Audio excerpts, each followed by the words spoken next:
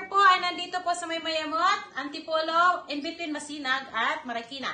So, ang Rinaldo's Car Care po ay gumagawa ng mga sasakyan, any kind of sasakyan, any problem. So, dalhin nyo lang po yan sa Rinaldo's. Collation, ito may per panel, ito man ay restoration, mechanical, electrical, and aircon services. So, may insurance ka or wala, dalhin mo sa Rinaldo's yan. So, thank you guys! See you around! Ayan, isang pong update, yung isang Toyota Corolla natin na restoration, may mechanical, may aircon, may mga under chassis na trabaho, ito na siya. Pero actually, hindi pa siya tapos talaga.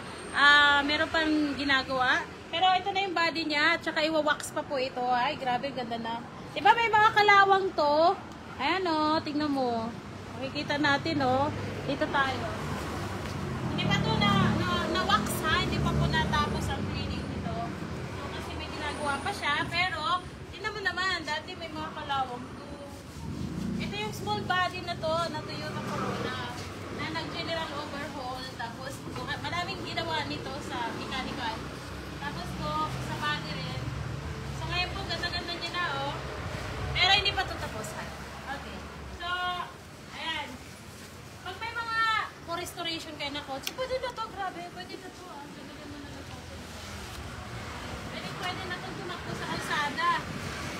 Diba? Linis-linis na niya. Ganda-ganda. Tapos, maayos na rin kasi inayos din natin yung mga mechanical dito.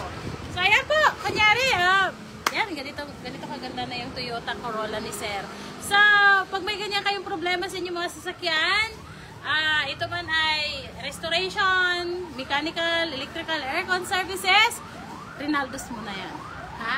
So, ito po ay Toyota Corolla small body na pinagawa sa atin. So, inaayos na lang siya, matapos na, at ito turn over na natin sa may-ari. So, thank you guys! Thank you! Abangan nyo yung mga bagong unit na pinapakita natin. God bless!